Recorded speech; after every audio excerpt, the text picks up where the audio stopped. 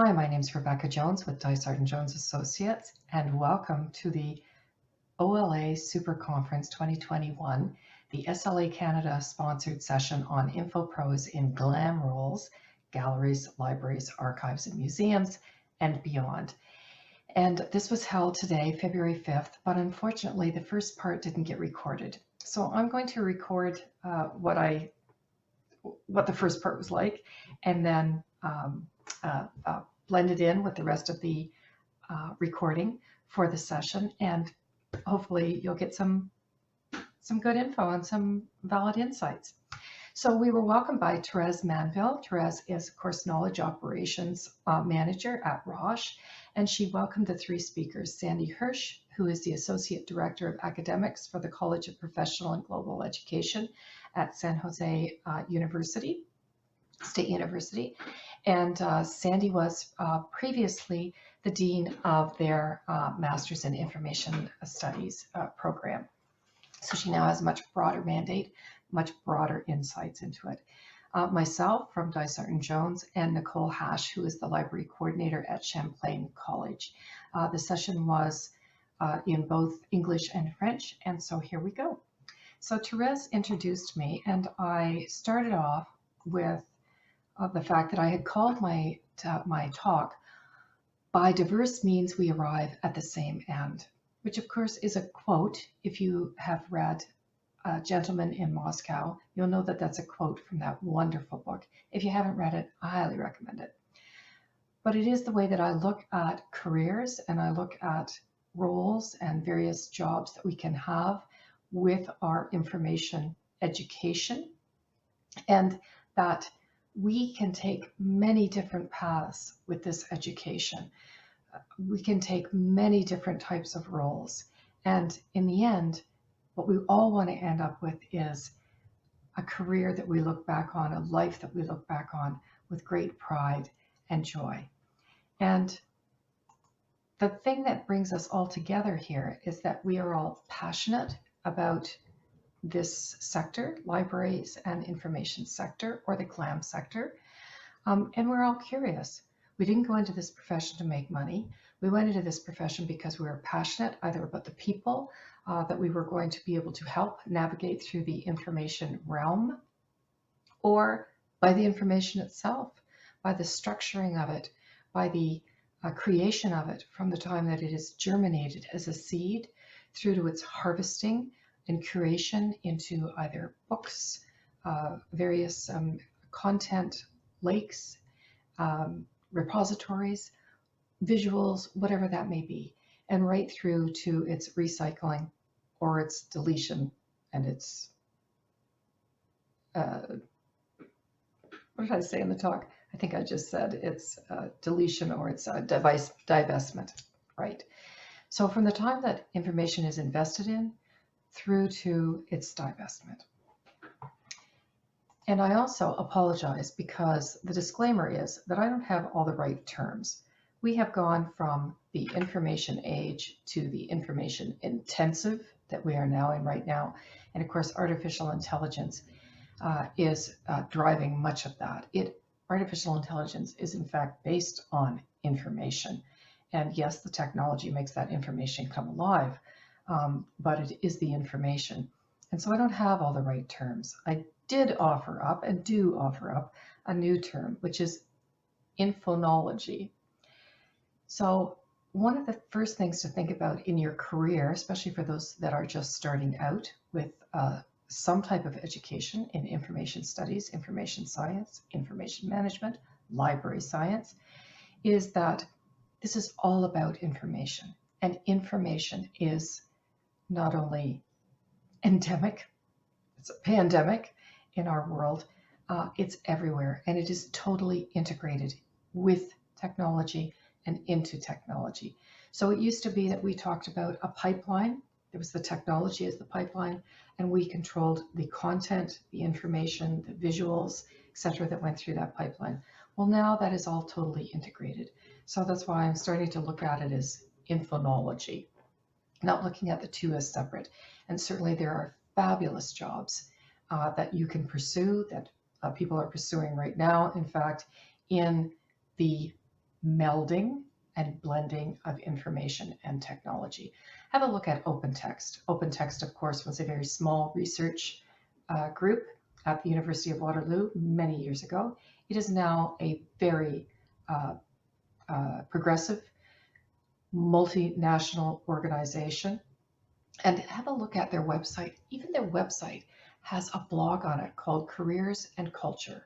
It's great in terms of looking at the number of information technologists and specialists that they hire and whose careers blossom within that culture, because that company is all about helping organizations take their tsunami of information and knowledge and make it usable. Unless information is totally integrated in how people are working, it is lost. So have a look at that. So we go from the broader realm of information to perhaps the more narrow realm of content, although it really is a matter of semantics. There are many jobs in content management and in knowledge management, but the one I want to focus on right now is Lauren Romanak, who has her information master's from San Jose, actually, but she is a senior product manager of the catalog, not the kind you pull out, the little cards, catalog for Instacart. There, she is using her education in a way to manage that huge inventory, from the taxonomies through to the retail experience, through to the purchasing experience of the users. As she says, she is focused on 3 major areas: on launching the first compliance engine. So compliance is certainly an area that anybody with an information degree could choose to have their passion focus on. Retail entrenchment, so as they grew their footprint of stores on their platform and needed to have deeper integration with the retailer's point of sales systems and with their digital asset management systems. And fulfillment quality, which is introducing new data types to improve their assortment availability predictions. Fabulous. There are other jobs like this in terms of content management. Shopify, there's a librarian in charge of their knowledge management. And of course, knowledge management is all about having the knowledge, this is the information, but the knowledge, the intangible that is within people's experiences, somehow codified and made available across platforms and shared. Then I know one of the other things that Lauren does at Instacart is to be a trends analyst. Well, this is a perfect job for anybody that's interested in information. We know how to monitor trends, how to have our radar out so that we can see the early ripplings of what's happening on the horizon in any given sector or in any given geography or demographic, and to be able to analyze that, synthesize it down for our clients, whether we're inside the organization or as a consultant in selling this. But there are many organizations like this. And in fact, being the chief trends intelligence officer for your organization is a perfect role for a librarian. Which then brings me to media, because of course, all of this is from media. We have to be able to understand, in fact, we do understand, so take it into a job from the time that information is germinated, as I said, and is picked up by media or is cultivated into media, and how that whole publishing continuum flows. Gary Price talks about this. If you ever get a chance, listen to him talk about that media progression for information, and that we as information professionals can work with organizations in helping them understand what is happening with the media, which of course then brings me to privacy. Privacy is probably a bandwagon that we are very late in getting on. And again, I come back to Gary Price, who started to talk about the need for librarians and information professionals within organizations to be the privacy officers years ago. people and organization. So whether you're in a public library, academic library, you're in a government corporation, in knowledge management, in records management, we have the capabilities, the skills, and the passion to help organizations and people understand privacy and to be those privacy officers, to understand how the data is being collected, how the data is being used, what data can be used, how it could be kept private without losing any of the analysis or interpretation of it. So it's at this point that I'm going to turn it over to Sandy Hirsh. Unfortunately, we come in about halfway through Sandy's talk, but I'm sure you're going to enjoy it. Around taxonomy and metadata for Cisco systems. And I believe she used to work at Adobe. So she's been applying those, her understanding and for a while, and she graduated in 2012. And so, you know, things have changed quite a lot since 2012, and yet she's still, you know, applying the skills and the foundations that she learned in these new environments. I also thought I would highlight Darnell, who is at the University of Nevada, Special Collections and Archives Metadata Librarian. And he's been doing mass digitization, working in a lab and supporting teaching and digitization efforts in special collections and archives. And then also Anna, I thought was interesting to highlight as somebody who is working in the Los Angeles Public Library, but she has works as a multilingual collections manager. So, you know, I know that you also are working with multiple languages and people from different backgrounds, and she has helped to increase access to materials by forming a Spanish language translation team to serve her multilingual community. And as you can see, it's quite different. It's ranging from technology to addressing the new needs of the communities. And I see those kinds of things moving forward. Now, here are just some additional job titles of iSchool graduates, just to give you a further range of, you know, as knowledge managers, working in companies, data stewardship coordinator for an association, for a research center, you know, an information architect, you know, just a range of kinds of job titles in different kinds of companies like Adobe, at the 49ers football museum, et cetera. And kind of looking ahead, you know, as we know, I think the key thing to keep in mind for all of us is that our MLIS degree is just the starting point, and it gives us the foundation of important skills that we need, and we can that really inform all the work that we do related to information and service to our communities. And however, we do need to keep current, and we need to keep evolving those skills to attune them to the needs of the future, for today and for the future. And so there's lots of ways to stay and to do that. And I've listed just a few here in terms of like going back to school, getting a postmaster certificate, mentoring and networking, and job search strategies, career podcasts. Those are some of the things our school does, as well as taking advantage of free resources like the Library 2.0 virtual conference series, where you can learn and engage with professionals around the world, much like you're doing right now. And I thought I would just mention that we have these conferences are free, and we have one that's coming up on civic engagement that's bilingual. It's our first time doing a Spanish-English bilingual. And then there should be 2 others focused around post-COVID world and community anchors. And I mentioned those just only as reminders, and I don't have to speak to you because you're here engaged and curious about the future. So, but I think that it is the most important thing is to continue to be reading and thinking about how to apply the skills that you already have, and building on top of those the kinds of technology and content knowledge you need to be able to continue to thrive for the future. So thank you.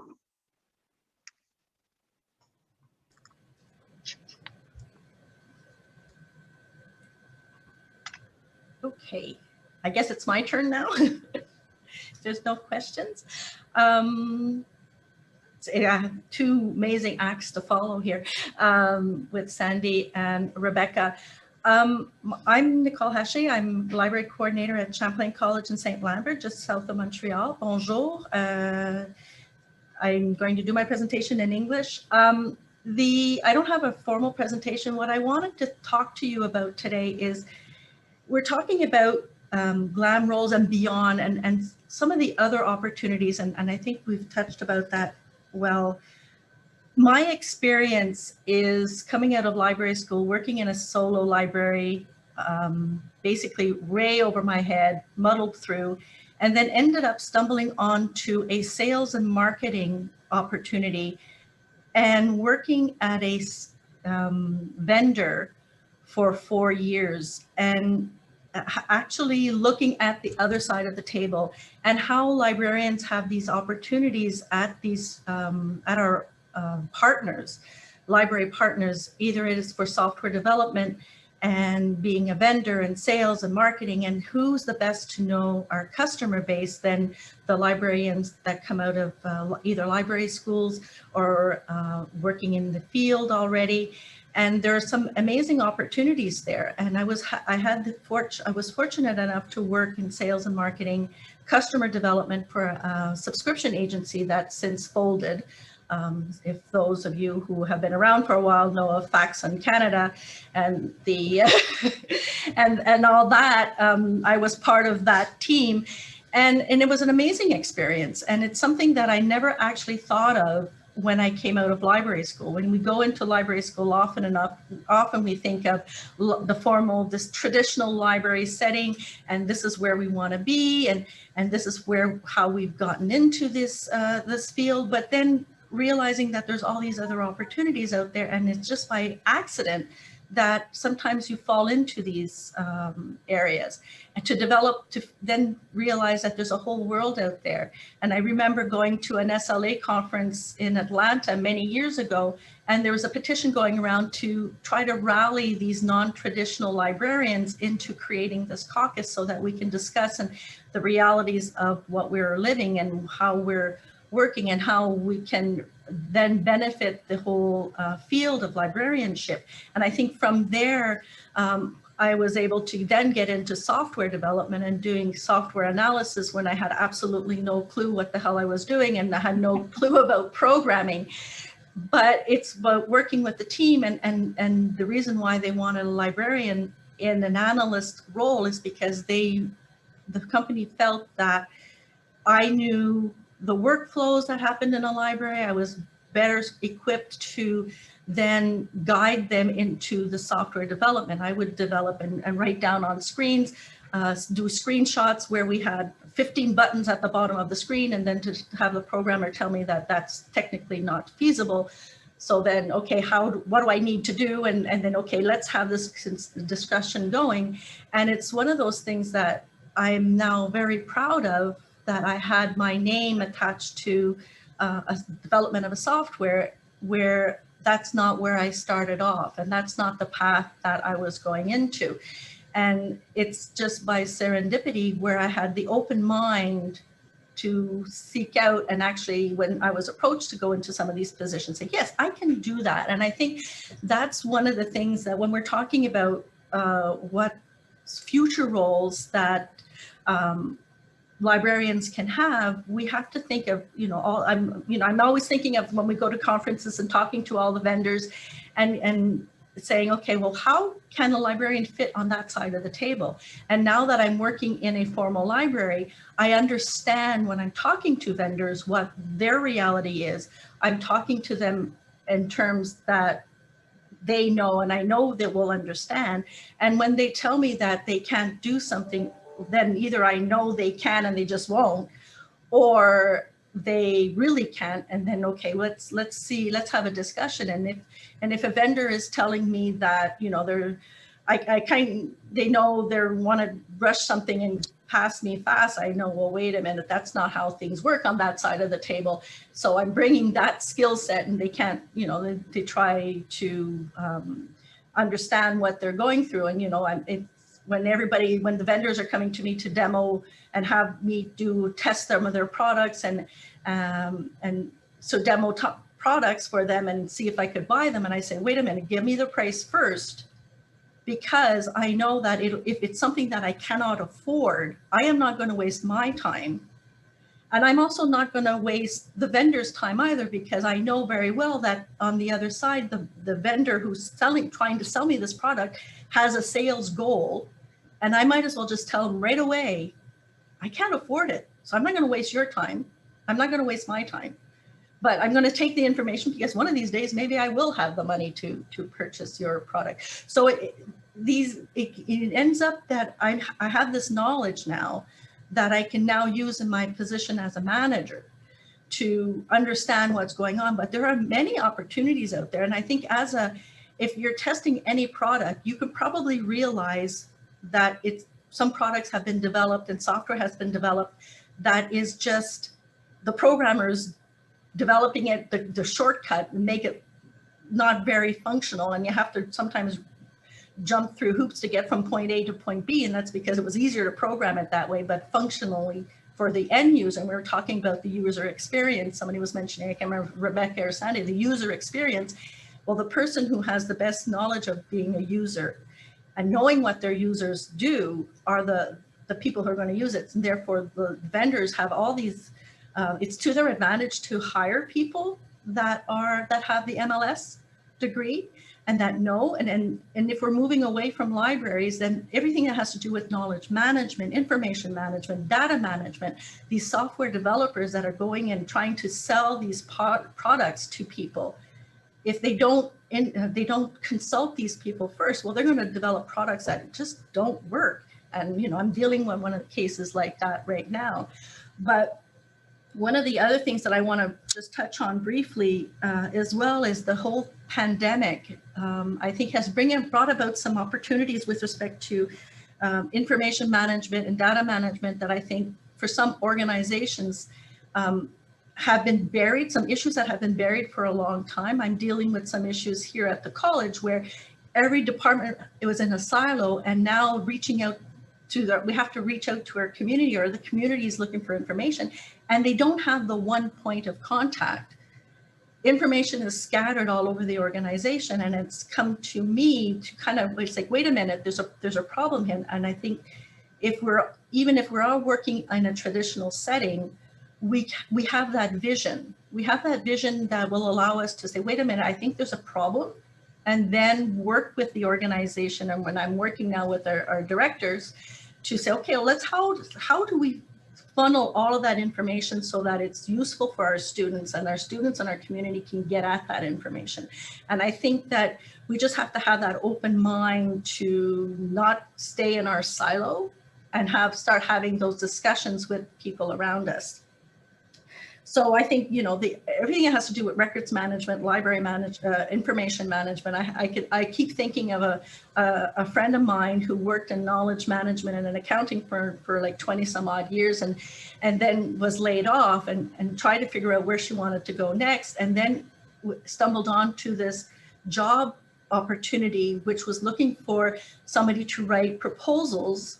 Had nothing to do with librarianship. It didn't have library written in the job application. It didn't have information management written in the job application, job posting. But she ended up reading between the lines and said, wait a minute, I can do this job. And now she is very successful at this company. And so when we're seeking other opportunities, sometimes we just have to read between the lines. And actually my friend, she doesn't even tell them, she doesn't announce that she's a librarian, because sometimes there's not a stigma, but people have preconceived notions of what a librarian is. And sadly, that keeps perpetuating. So we have to kind of market ourselves as information professionals, as organizers, reading between the lines for opportunities that exist outside, and having the open mind to think outside the box. And sometimes we just have to reinvent what we are, who we are, what we're doing. And one thing that I keep mentioning every time I talk to students that were graduating from either library school or document technician, is like, never underestimate the value of a good contract. Because sometimes you have a good contract and it could be short term, but you never know where that's going to lead. And especially if you're just coming out of doing your MLS, and you're not quite sure where it is that you want to go and what it is that you want to do, if you try something out, and then you can say, okay, within this job, there's parts that I like and parts that I don't like, and it helps you develop. It helps you develop into something else, and then where you want to be after that. So I think where we need to go, but the beyond, is to have that open mind to think of what it is that we can do. And it's not necessarily black and white, and it's something that we can invent along the way. So I think that's all I wanted to say for now. Nothing very scientific, nothing very scholarly. It's just the gut feeling. I think we have to also believe in our gut and our gut feeling, and where that leads us. And you never know. If somebody told me 30 years ago when I graduated that I was going to do sales, marketing, software development, I would have said they're nuts. But I ended up doing all of that, and we all can in one way or another. So. Well, thank you. Thank you so much, Nicole. Actually, in the comment section, I see so many other individuals who are also sharing the same experiences as you have. So thank you so much for that. All right, everyone. Thank you actually to the panelists for sharing your experience and some what you think about some of the current trends and opportunities, as well as like how to gain skills. Now we could open it up to questions from the audience. If anyone would like to ask our panelists a question. Just while the questions are flowing in, I just want to add here that what all three of us were saying is that this is an education. We get an education into a way of thinking, into a way of understanding a particular domain, and we can apply that in so many ways. And it's like any other education, right? How many engineers do we know? How many doctors or marketing specialists or whatever? And yet they use that as, it may be how you start, but it's not the diverse path that you take to where you want to go.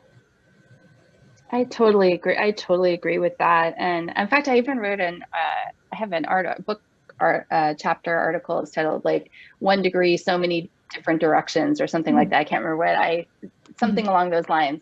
And but I also agree, you know, was it John Seeley Brown who talks about the half-life of your career, was it 5 years or something like that?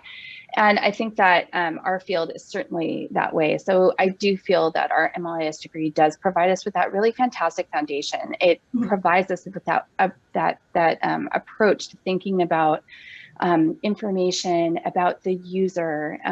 We're very user-centered, and that is an asset, like Nicole talked about. You know, the fact that we are the original user-centered field, I think, and so we're well positioned to apply that to product design, to you know, to all different kinds of areas. It's really not limited by anything. We can just apply that knowledge and the ability into all these different kinds of job roles. And so I think that the important thing is to amplify and to continue to build on those skills so that we don't become stale, and that we need to continue to learn and grow, whether that's through formal training or informal training, or, you know, through the kind of leadership roles we assume, because that provides us with lots of different kinds of experiences, or different work experiences that we have, but that not to just to stick with what's super comfortable, but to continue to push the boundaries and the limits, and to explore as new areas become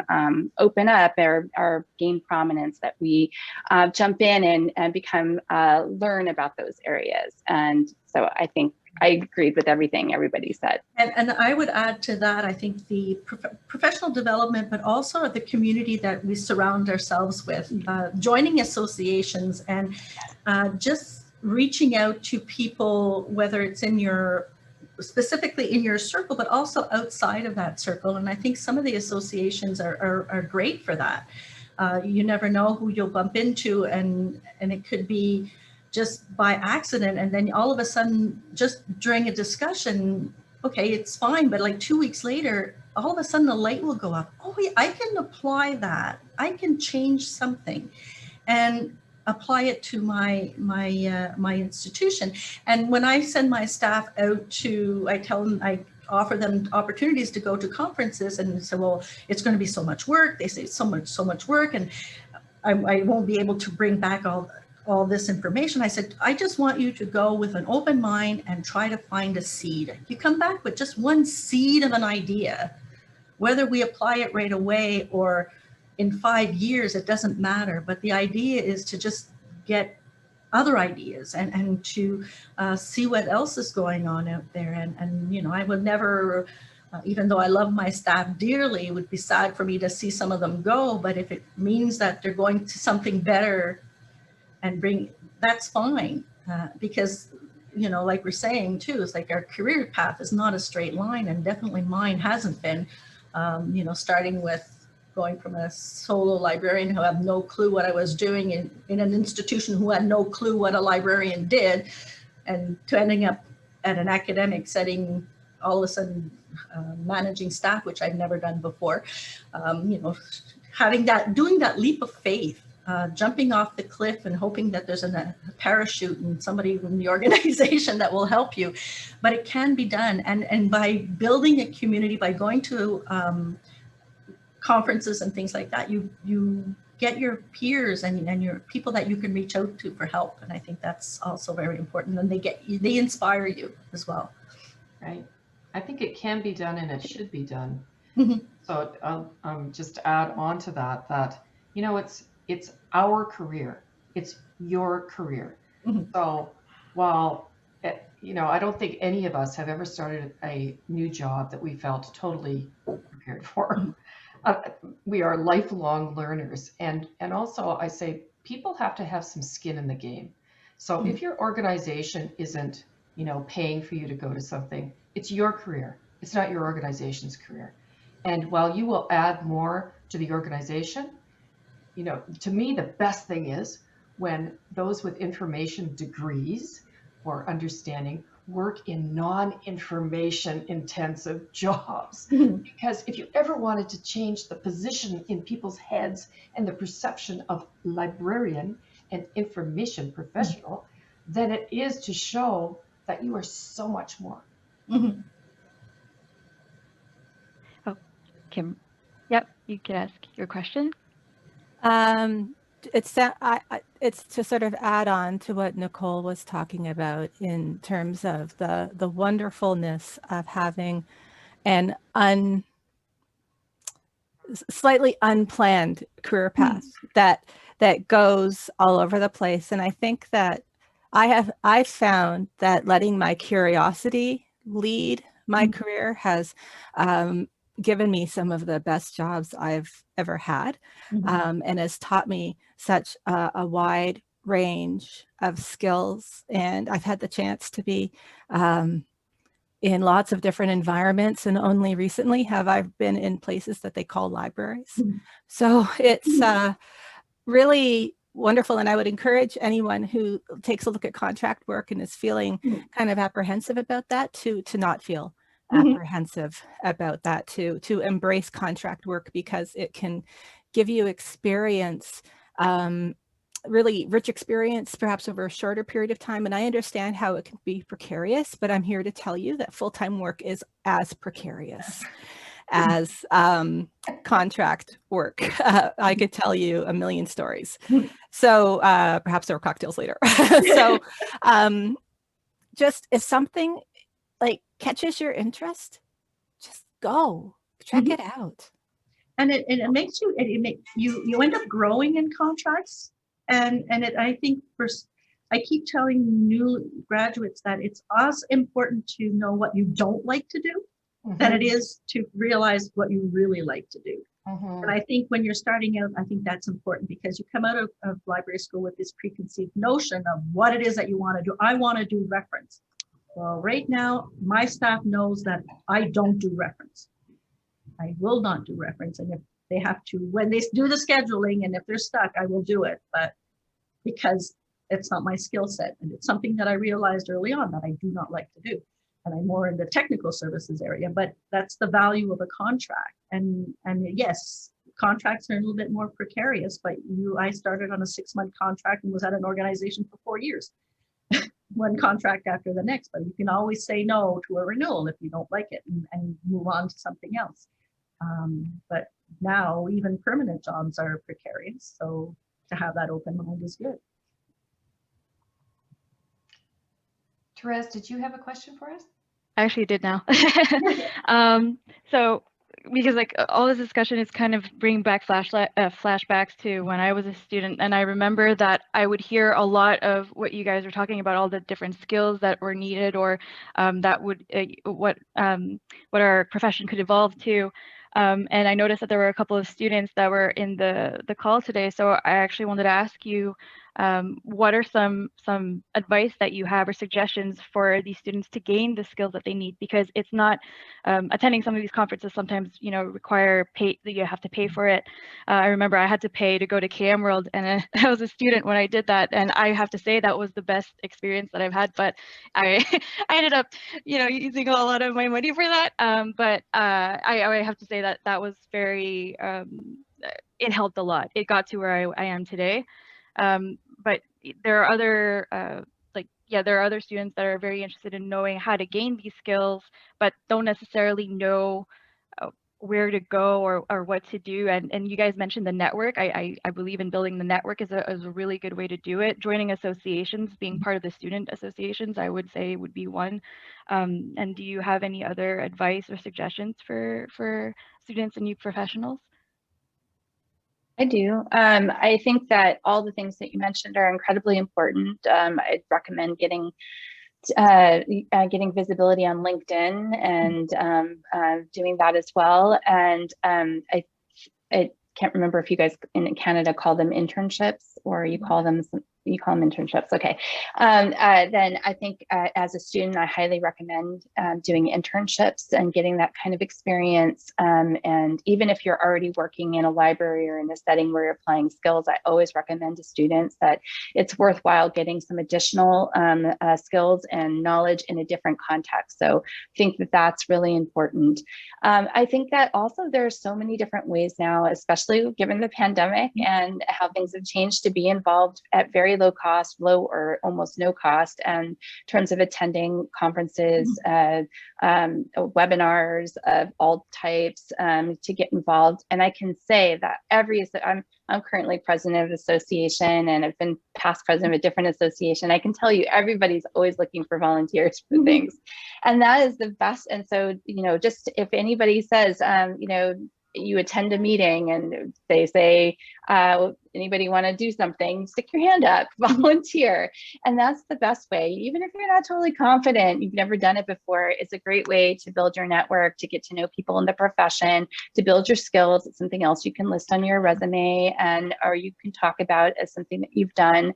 And I think that employers are looking for something that are just more than just the MLIS degree. That's great. That's the table stakes. That's, of course, that everybody's going to get that. It's what you do beyond that and how you distinguish and separate yourself from other candidates for positions. And people want to hire people who are, you know, go-getters, people who are curious, who are leaders, people who are you know, workers who are willing to try different things. And so those are some of the things I would recommend doing to amplify your MLIS degree while you're a student. Right. I have a recommendation, which is that a lot of professionals, a lot of people have no time to go to conferences. So I haven't been to one thing at OLA. And I am very happy to pay for somebody to go to a conference for me, to take notes. I love to see and I've done this before with students, I love to see what they report back to me, you know, and then it can be published in some way for them, but to see it through their eyes, or webinars or anything like that. Like I do try to help librarians that are out of a job right now. I pay for them to go to a webinar and then do a report for me because I have no time to look at these things. And I think that a lot of librarians, in, you know, Nicole's case or in any CEO's case or whatever, like strike up a conversation with them on LinkedIn and say, you know, you'd like to explore webinars or learning in this area. Could they possibly, you know, help you out in a different way? Mhm. You got nothing to lose. Jane Dysart taught me like 40 years ago. Oh my God, Jane. You know, what's the worst thing that can happen? They say no. Mhm. You say, well, Rebecca Jones is kind of a jerk, but she does it. Like, you know, like whatever. So just look at what you want to learn or what you want to do, what you want to experience, and call up people and see if you can shadow them. Take them for a virtual lunch. It's the same thing for the vendors, you know, and I, coming from a vendor background, you know, the conferences, at the conferences, you have all these vendors that are there that are just itching to talk to people. And whether they're clients, potential clients, somebody who doesn't have a job is a potential client somewhere along the, maybe a potential client somewhere along the way. And they're eager to chat up a storm, especially in some of the conferences where all the sessions are at the same time, and then the exhibit floor is empty. So that's the perfect time. If you're a volunteer at a conference and you're not going to the sessions and you have downtime, we'll go visit some of the vendors and chat with them and see what the opportunities they have and what's going on with them. And that can give you some insight also what's going on in the field and what direction people are going into. And they have a wealth of information. And like I said, you're a potential client at one point, so they will be eager to talk to you. And sometimes they're just fed up at talking to each other on the downtimes on the exhibit floor, and they're happy to talk to somebody else.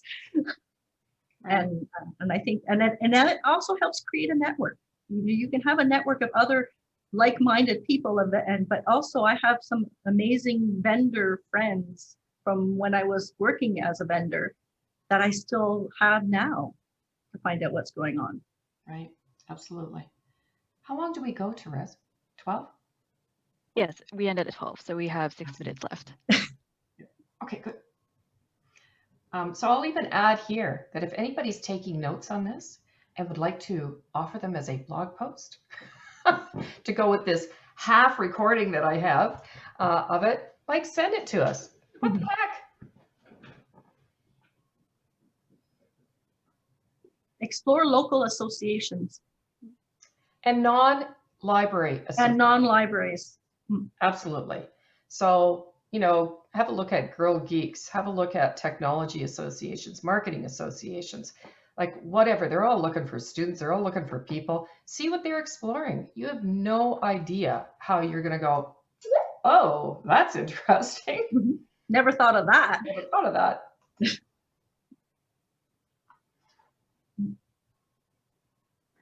No question. No.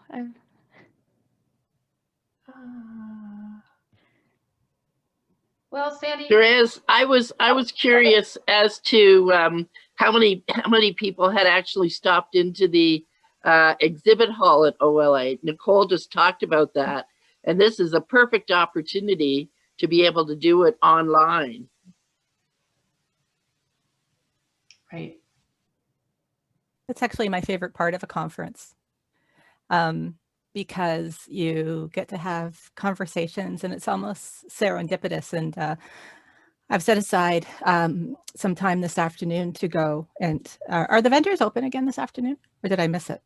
This always happens to me on a Friday at OLA, where I'm like, I go once and then anyway, but it's so many serendipitous conversations happen. And I don't know, it's like the best brainstorming blue sky activity you can do. It's really great for your imagination and getting ideas. Okay, yes, Expo is open. Please drop by. Somebody just asked a question about, are you asking about library technicians? Is that what you mean by LT, Natasha? Yes.